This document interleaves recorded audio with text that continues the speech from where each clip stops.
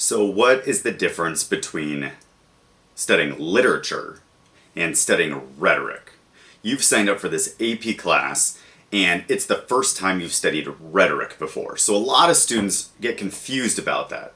And some students might even be disappointed in how we approach it because you love that traditional literature study. And don't worry, next year you'll get back to that traditional literature study.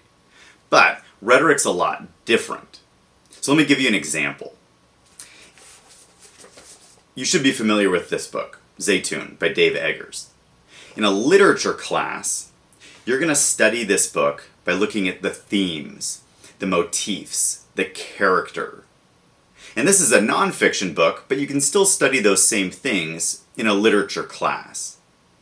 So you're going to go through and you're going to figure out what it's saying about society, which is super cool and it's really important and it lends itself to amazing discussions about the overall point of Eggers' book and what this says about our culture, about our world.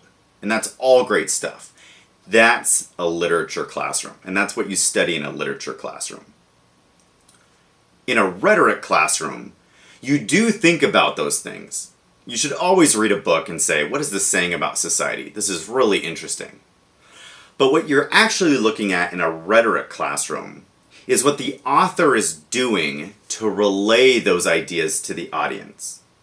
So it's good that you think about how this is a commentary on a really problematic governmental structure that systemically identifies individuals and may treat them differently than other individuals.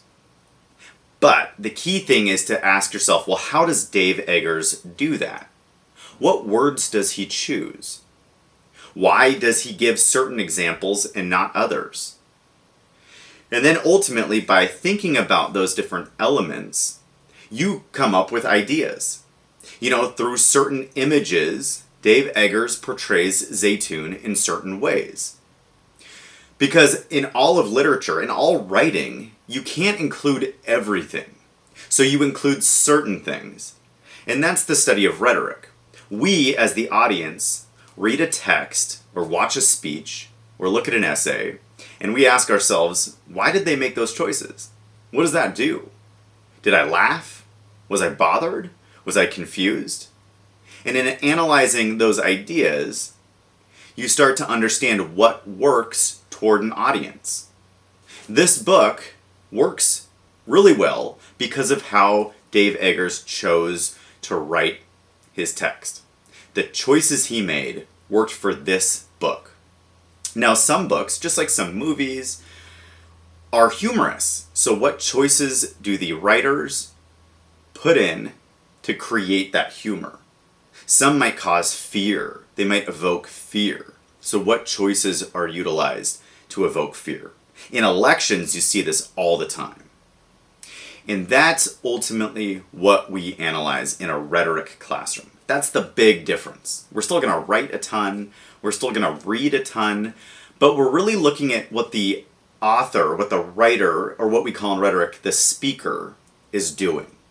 And we look at it through a lot of different mediums. Video, opinion essays, speeches.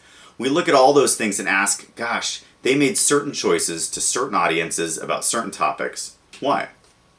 So I hope you're not disappointed that we won't be looking at the themes, the motifs, we won't be digging into the characterization, all those things that you would get in a literature classroom. But I think you're going to really enjoy looking at writing, looking at messaging in a different way.